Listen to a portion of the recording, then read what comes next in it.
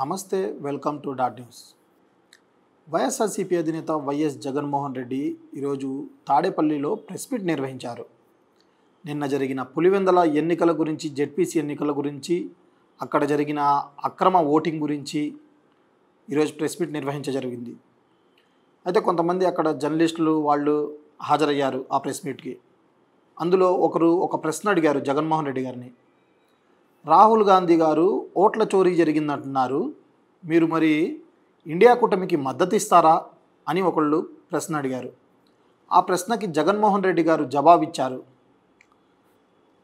ఇండియాలో ఎన్నో చోట్ల చోరీ జరిగింది, ఓట్ల చోరీ అంటున్నారులే కానీ ఆంధ్రప్రదేశ్ కనిపించలేదా రాహుల్ గాంధీకి? ఎందుకు కనిపించిద్ది? చంద్రబాబు, రేవంత్ రెడ్డి, రాహుల్ గాంధీ ముగ్గురు టచ్లోనే ఉంటారు కదా.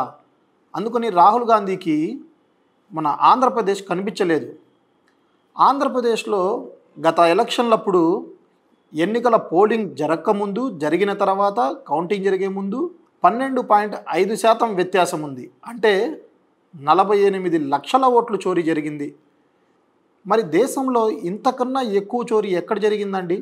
మరి దీని గురించి రాహుల్ గాంధీ ఎందుకు మాట్లాడలేదు అని ప్రశ్నిస్తున్నారు జగన్మోహన్ రెడ్డి గారు. మళ్ళీ కొంతమంది కాంగ్రెస్ నేతలు ఉన్నారు, మరి ఆంధ్రప్రదేశ్లో కాంగ్రెస్ నేతలు ఉన్నారు, వాళ్ళు ఎందుకు ప్రశ్నించట్లేదు? జగన్మోహన్ రెడ్డి గారు ఏం చెప్తున్నారంటే, అక్కడ జరిగింది ఓట్ల చోరీ, ఇక్కడ జరిగింది ఓట్ల చోరీ అంటున్నారులే కానీ ఆంధ్రప్రదేశ్ పేరు ఎందుకు ఎత్తడం లేదు మీరు అని చెప్పి ధీటుగా ప్రశ్నించారు. ఇంకోటి, 2013 నుంచి వరుసగా 3 సార్లు గెలిచారు కేజ్రీవాల్ గారు. ఈసారి ఆయన ఓటమి చెందారు. మరి ఆయన గురించి ఎందుకు ప్రశ్నించలేదండి రాహుల్ గాంధీ గారు?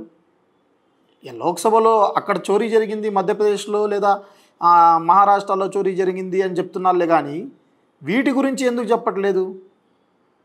చూద్దాం మరి ఏం జరుగుతుంది.